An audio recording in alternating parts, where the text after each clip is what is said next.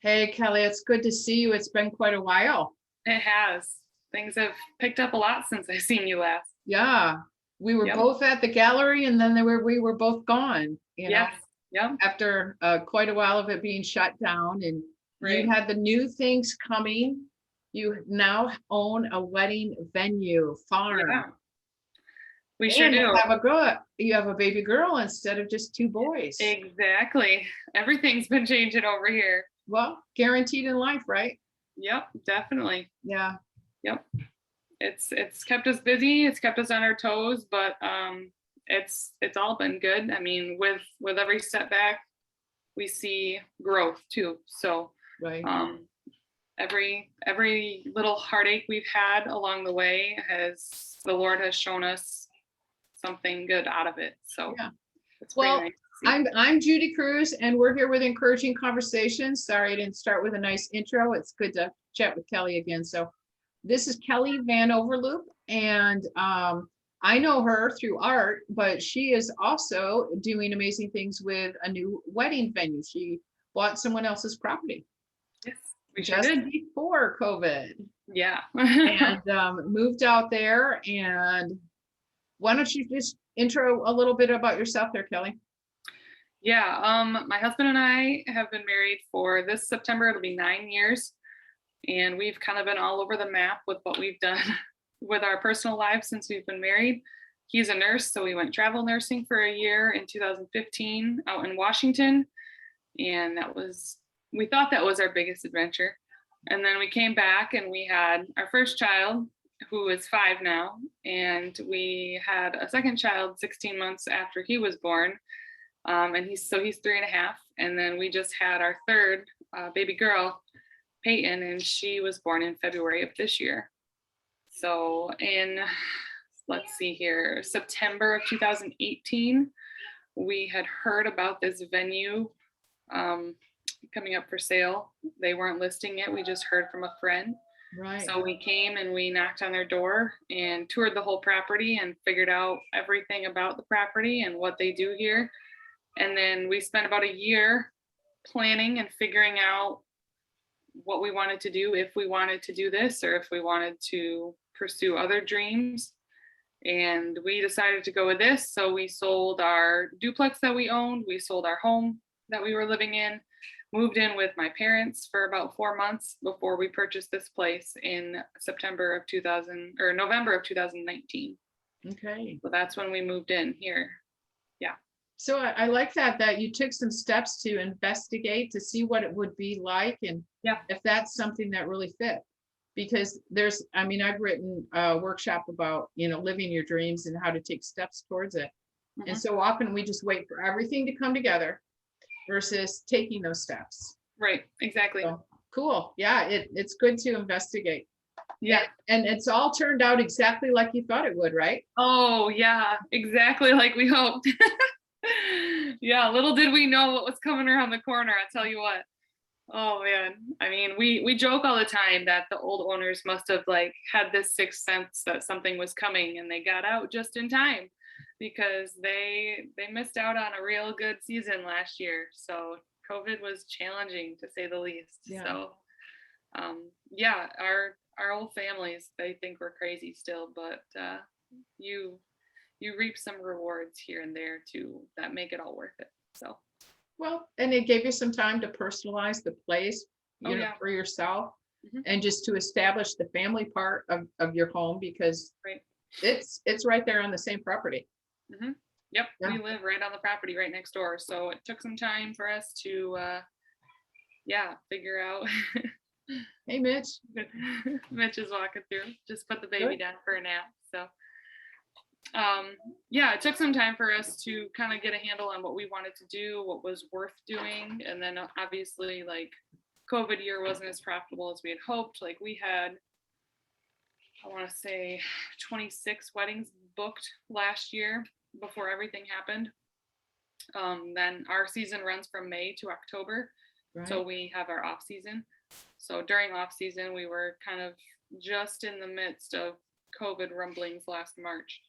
And then things kind of hit and we pretty much all of our May and June dates dropped July was gone. Everyone was either canceling completely or postponing to this year. Okay. And then, which was fine because we still had the dates open, and we figured postponing was better than canceling altogether. And we were just happy they still wanted to be with us. So then we kind of started running through some ideas, just keeping an eye on what other venues were doing. So with that, we offered like micro wedding packages where it was for a certain amount of people that was allowed in our barn. So at that point, it was like 50 or less, I believe. Yeah. We started offering like that kind of thing at a much lower rate, just so that we could still try to get our names out there and do some good by helping people that were stuck and had their big venue cancel. Yeah. I mean, honestly, we just wanted to be available to the people that were struggling, and that worked out really well. We met some really cool people, and we got a lot of good feedback from that, seeing as how we just bought the place. And we didn't really know what we were doing. We were kind of just like rolling with it. We had done 3 weddings in 2019 with a couple that owned it, just so we could kind of see how they do things and go from there. Right. So we really had no idea what we were doing. We took off with it, and it became very popular. We ended up doing a couple of micro weddings throughout June, July, and then everything after that was pretty well secured yet. Okay. I would say a few in August, and then September, October were actually our most like normal months of last year, because if you remember, things kind of opened up again before they shut down right before the holidays. So right. I had someone in our family too had a wedding postponed, and we did that in September. So yeah, we kind of made it through with what we had. We still had enough at the end of the year where we had planned to add on a bridal suite to our space. That's something that was never available at our barn. We never really had a changing area for brides or like place for them to do their hair and makeup. So we knew when we bought the place, this was the first thing we wanted to add. So we powered through, and we took the profits we had made and we went to work. There was a room off the main space of our barn that was just used for storage for old barn wood, windows and things like that. Okay. So we cleared it all out and renovated it completely and turned it into a beautiful bridal suite. So took the whole winter. One of my favorite kinds of TV shows to watch are the redo shows. Oh yeah. So we love it. And we've done that too. We did that at our previous house. I saw that house. Yeah. We renovated that house. So we figured we kind of have the know-how. We had a friend who works construction in the winter for a side job. So we had him come in and help us out with all the like nitty-gritty construction stuff that needed to be done, just so we had it perfect. So it turned out great. We love it. Everybody loves it when they come to see the place now. So it was definitely a great investment into the business. Okay. So here's something too. What is it called? Where is it located? Oh yeah, I guess I should probably start with that. No, it's all right. You know, somewhere in there. The old wooden barn. There we go. Name. And we are in Hudsonville, Michigan, right off Chicago Drive and 48th Street. Okay. And then off of New Holland Street. So we're on a dirt road. You can see the barn from Chicago Drive if you're coming east from Zeeland. And I occasionally drive through there as I head over to Allendale. So very nice. You might hear me knocking on your door. Hey, and that's okay. Because I'd love to see it. I'd love to see it. Oh, definitely. I know I still keep saying like I have to have the art gallery ladies over. You tried. You talked about, you invited us many times to come when you first moved to come just paint together again. And you know, we didn't. I don't know, were we all gun shy? I know I was busy. I was still working. It was still COVID, and I know there were a few people that were a little nervous about it. So it kind of got pushed off, and we'll get it back up again. Yeah. But it'd have to be a weekday and a week where I'm not super crazy busy, which is okay. hard. If it's around 3:30, I can swing it. Okay, sounds good. I could do that. I like having an early work day for that reason, but for sure, it limits things. Say that's what my husband does too. So he's working from home 3 days a week right now with his job. Yeah. So he's pretty flexible where he can start at 6 a.m. and then he can be done by 3. So he does that, and then he goes out and he's out in the garden right now picking weeds for me. So it works. I'm on the computer a lot. I'd rather be out in the garden, but And, we all have things. we do. And I keep telling myself I need to spend more time out there, but the kids don't last long and they usually just destroy things. So we try to do it on times where they can be busy with something else and I can A get little done. bit, right? Yep, for sure.